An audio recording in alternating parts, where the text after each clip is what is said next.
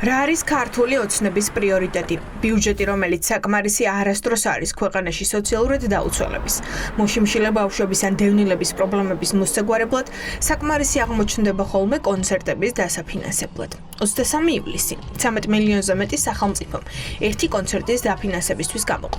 მეორე დღეს კი ქუჩაში ასობით ადამიანი შვილებთან ერთად გამოასახლეს. ეს ერთი მაგალითია ივანიშვილის გუნდის მიდგომის შესახებ.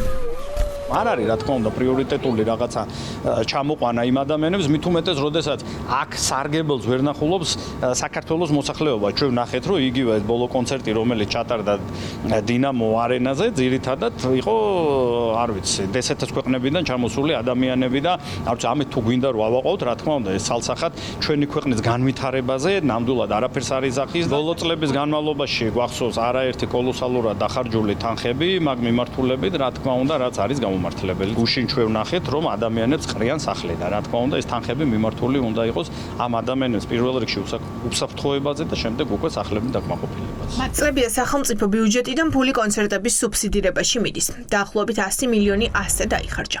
ბოლოს მხოლოდ ერთი კონცერტი, რომელსაც ძირითადად რუსეთის ან დსთ-ს სახელმწიფოების მოქალაქეები ესწრებოდნენ, 13 მილიონი დაგვიჭდა. რა ეკონომიკური სარგებელი მოიტანა ამ სუბსიდირებამ? ფინანსისტებისთვის ეს გაუგებარია. ფიქრობენ, რომ ბიუჯეტი სახელმწიფოში პრიორიტეტების მიხედვით უნდა ნაწილდებოდეს და მძიმე ეკონომიკურ მდგომარეობაში კონცერტებში ფულის ხარჯვის და ამით ხალხის მოსყიდვის დრო არ არის. ვისაც უნდა ჯასტინებელები ნახოს, გადაიხადოს ბილეთის ფული და არ უნდა იყოს საჭირო, ანუ ის ფული, რომელსაც სუბსიდია არ აქვს რა, ანუ არ უნდა იყოს სახელმწიფო დანახარჯი საჭირო, სახელმწიფო დანახარჯი კიდე სინამდვილეში გადამხდელების მიერ შეგროვებული ფულის ფლანგვა, ეს არ უნდა იყოს საჭირო. ამას აკეთებს მთავრობა. ჩვენვე გვართმევს, გადასახადებს, მერე ჩამოგვიყვანს ჯასტინ ტიმბერლეიკს და ჩვენ გახარებული ვეძახით, რომ უი რა, კარგია, უნდა იყოს. მართლაც, რაც შეიძლება სამართლიანი, რაც შეიძლება მიზანმიმართული სოციალური დახმარების რაღაც დანახარჯები, დარჩენი ბიუჯეტი უნდა იყოს მოწოდებული იმისკენ, რომ ადამიანებს შეუქმნან პირობები. სოფლიო ვარსკვლავების კონცერტები ერთია. ცალკე ასობით ათასი ლარი, რომელიც რეგიონულ ღონისძიებებსა და ჭამას მასში იხარჯება. მკვლევარები ფიქრობენ, რომ ეს თანხები კორპუსების აშენებას და დევნილებისთვის შესაბამისი პირობების შექმნას ნაწილობრივ მაინც შესაძლებელს გახდიდა. ოპოზიცია კი დარწმუნებულია, რომ ქართულ ოცნებას ხალხის გასაჭირი უბრალოდ არ აინტერესებს. ქართულ ოცნებას უბრალოდ არ აინტერესებს დევნილები და ჩვენი მოსახლეობის ის ნაწილი, რომელმაც ყველაზე მძიმე დარტყმა მიიღო ამ ბოლო 30 წლის განმავლობაში და ძალიან კარგად ჩანს ეს მათ პრიორიტეტებში, როდესაც საუბრობენ ეკონომიკურ ზდაზე, საუბრობენ ბიუჯეტის ზდაზე და 13 წელი ხელისუფლებაში ყოფნის განმავლობაში ვერ მოაგვარეს ეს პრობლემა და ფაქტობრივად დევნილი მოსახლეობის ძალიან მნიშვნელოვანი ნაწილი ყავთ აყვანილი მძევლად და არ ხდება მათი ელემენტარული საბინაო პრობლემების მოგვარება. უბრალოდ არ არის ეს ქართული ოცნების პრიორიტეტი. წინააღმდეგ შემთხვევაში 1000 სისულელეში არ მოხდებოდა ბიუჯეტის ფულის დახარჯვა. ძალიან დიდი რაოდენობის თანხა იხარჯება ბიუჯეტიდან არამიზნობრივად და არარაციონალურად.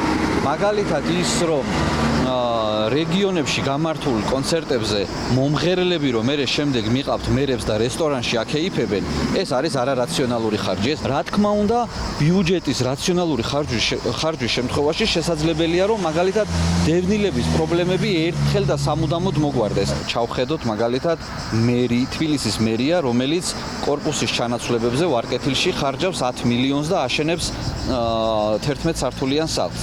ანუ 13 მილიონ ლარად შესაძლებელი იყო 10 სართულიანი კორპუსის აშენება. ქვეყანაში ყავს 100.000 დევნილი, რომელსაც სახლი არ აქვს, რა თქმა უნდა, პრიორიტეტი უნდა იყოს ის ადამიანები, ვისაც არ აქვს სახლი.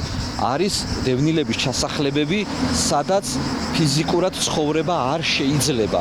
ქართული ოცნება პრობლემას ვერ ხედავს, რომ მილიონები გართობაზე იხარჯება. მათთვის ესეც სახელმწიფო პოლიტიკის ნაწილია. ივანიშვილის გუნდის წევრებს ვკითხეთ, რა დროს კონცერტია, როცა წლებია ვერც დევნილების, ვერც სოციალურად დაუცველების მდგომარეობა ვერ გამოასწორეს. უნებრივია, რომ ეს ყველა ქვეყანაში ხდება. იმიტომ რომ ეს მოცემულობა არსებობს ადამიანები საერთოდ რომ იცოდეთ არსებობენ იმისთვის რომ რაღაცა სიკეთე მათ შორის შემოქმედებითობა მიიღო. რა შუაშია დევნილებთან და არადევნილებთან ნებისმიერ სოციალურად თუ არასოციალურ დაუცველებთან ბიუჯეტი არის პირნათელი. ბევრ რამე შეიძლება მოაკლო თანხა რაღაცისთვის, მაგრამ ეს გადანაწილებულია თავიდანვე მათ შორის კულტურულ შემოქმედებით მიმართულებაზე და ღონისძიებაზე არის გადანაწილებული. კითხვა რაში მდგომარეობს? ეს არის კითხვა. კონცერტში რო არ დახარჯულიყო და დევნილებს რო დახმარებოდით ამ თანხით, ბატონო გურა. სახელმწიფო ფინანსების განაწილება ბიძინა ივანიშვილის გუნდზეა დამოკიდებული. მაშინ როცა დევნილები წლებია დასანგრევად გაწირულ შენობებში ცხოვრობენ, სახლებს ელოდებიან.